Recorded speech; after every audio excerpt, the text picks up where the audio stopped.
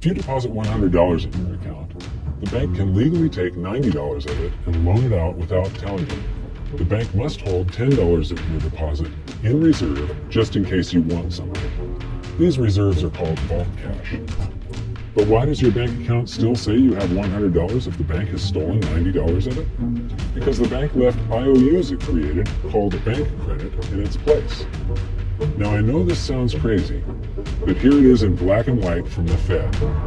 Commercial banks create checkbook money when they grant a loan simply by adding new deposit dollars in accounts on their books in exchange for a borrower's IOU. These are nothing but numbers that the banks type into their computers. And even though these bank credit IOU numbers are very different from base currency numbers because they only exist in computers, they are still currency. So now there is $190 in existence. Now the reason people take out loans from the banks is to buy something. They're going to buy a house or a car or something like that. So the borrower takes the $90 that the bank loaned him from your account and he pays the seller of the item. But then the seller deposits that currency into his account and his bank loans out 90% of that and leaves bank credit numbers in its place. So now there's $271 in existence. This process repeats and repeats until under a 10% reserve ratio, an initial deposit of just $100 can create up to $1,000 of bank credit, all backed by $100 of vault cash, just 10%. But as I said, reserve ratios vary wildly. On some deposits, it's 10%, on others, it's 3%, and on some forms of deposits, reserve requirements are 0. The result is that the expansion of the currency supply by the banks is far greater than even this example would lead you to believe. So once again, when currency is deposited in the banks get to lend it out, and then it gets redeposited and relent, redeposited and relent, redeposited and relent over and over again, creating bank credit all the way. This is where the vast majority of our currency supply comes from.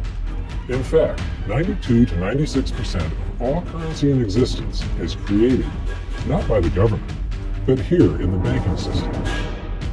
Now, massive amounts of currency spewing into society may at first sound like a fun idea. That is, until you remember one of the most important hidden secrets of money from episode 1, that the prices of everyday goods and services act as a sponge on an expanding currency supply. The more currency we have, the more prices rise. This is where inflation comes from. The true definition of inflation is an expansion of the currency supply. Rising prices are merely the symptom. So our entire currency supply is nothing but a couple of bucks whipped up in this hocus-pocus scam where the Treasury and the Federal Reserve swap glorified IOUs, and a bunch of numbers that the banks just type into their computers. That's it. That's our entire currency supply. It's nothing but a supply of numbers. Some of them printed, most of them typed, and there is nothing else. But if you thought that was crazy, get ready to enter the twilight zone of modern economics. We work for some of that currency supply. True wealth is your time, but we trade away moments of our lives, hour by hour, day by day, and year by year, for numbers that somebody printed on pieces of paper or just typed into a computer.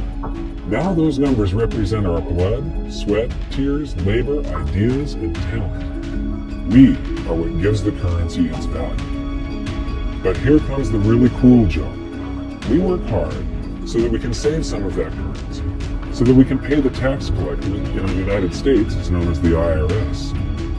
They then turn it over to the Treasury so that the Treasury can pay the principal plus interest on that bond that the Federal Reserve bought with a check drawn on an account that has nothing in it.